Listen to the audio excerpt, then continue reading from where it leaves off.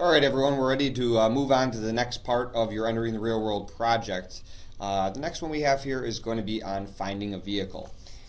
You have a couple choices that we have for this. You can take a look at a new vehicle or used vehicle. What I'd encourage you to do is go ahead and scroll down to the template section of the course pages. You'll notice that there is a template for both a new and a used vehicle purchase, so whichever you're planning on buying, please select the appropriate one. I'm just going to go ahead and pull up the new car purchase here, and you can kind of see what we're taking a look at here. Once again, the expectation is that this is a fully modifiable document, so please feel free to change this around however you see fit, change the font, text, and all that kind of stuff. In fact, this is actually going to tell you to do that. So you're going to see here my new car purchase. Below you're going to write the year, make, model. So go ahead and delete that out. And then you're going to put some pictures in there. Once again, delete that out. That's just there as a reminder that that's some expectations you have. If you scroll down, you'll notice some other pieces of information that we're going to take a look at here. The total vehicle price, down payment, if you're going to be putting one down, which obviously you're encouraged to do so. Remember, as a part of our discussion during that unit, 20% is the magic number, a bare minimum of 20%, so please consider doing that. What's going to be the length of the loan, number of months, total monthly payment, your annual fuel cost broken down by your monthly fuel costs, your monthly insurance costs, which will be identified in your assignment packet, so please see that. Your total monthly cost, which would be the payment, insurance, and fuel. Okay, so you're adding all that up together. That would be kind of an expectation of what you're anticipating for the month. What the standard warranty is. The basic warranty is fine. You don't need to include the powertrain warranty. And then what kind of city and highway mileage we're looking at for that vehicle. Okay, so once again, go ahead and change this around. That's going to be the information that you're going to be looking at.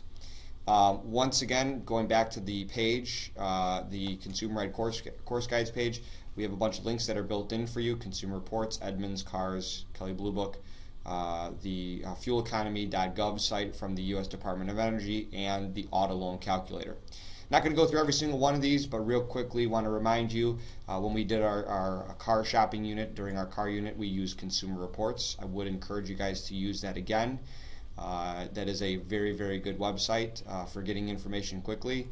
Once again, you go over here to the make and model, find what it is you're looking at. Let's say I'm looking at a Subaru Forester. I would click go, and I'm going to get all the information that I'm going to need on that particular vehicle. That's going to pop up here just momentarily. And so what we have here is all the information that you're going to need to know. A lot of this is going to be on the overview page. If you'll see, they've got a section here for your general specs. Some of the requirements on the template will be listed here. Some of the other ones you're going to have to go to for ratings and specs, which would include things like your fuel economy. If you scroll down, you can click on these different tabs here. This will show you some different things that you can look at.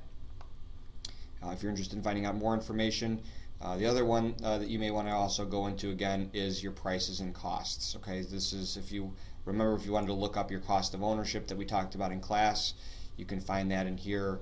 The one I think is a really good number is the 5-year cost of ownership. So we're looking at about $36,000 for this year. This isn't required in the template, but it is something to take into consideration when you're comparing this from one vehicle to the next. For fuel economy, we'll go to that website next. This is going to give us some more information about the vehicle here. So if I click on find a car, we'll stick with the same model. We're looking at a 2014. We're looking at a Subaru, and we are looking at the Forester. Okay, so I'll click on this, and this will pop up what I have here. Okay, so we have a couple of different options that are on here.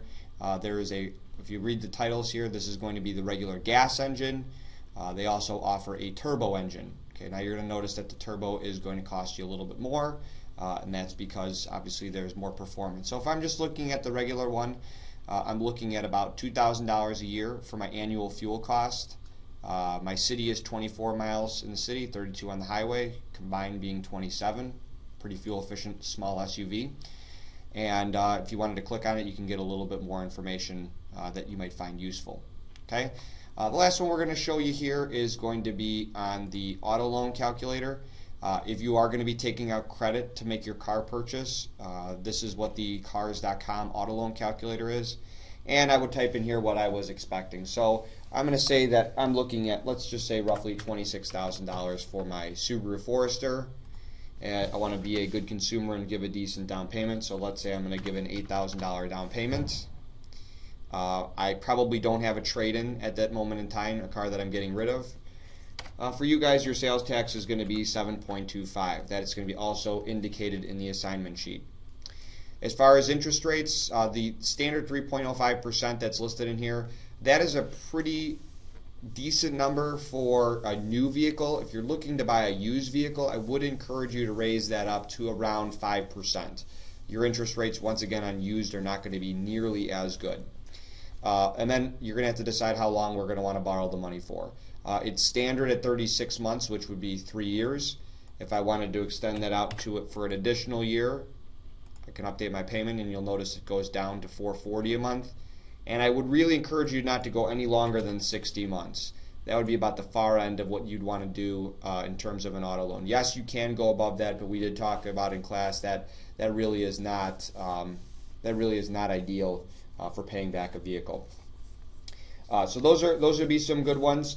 I would also tell you that if you're looking for used vehicles, I would encourage cars.com is a really good website for used vehicles. So if you want to check that out, if that's what your interest is, feel free to do that. Once again, don't forget to reference the assignment sheet. There is a lot of information in the vehicles section, so please go ahead and check that out. Let us know if you have any questions.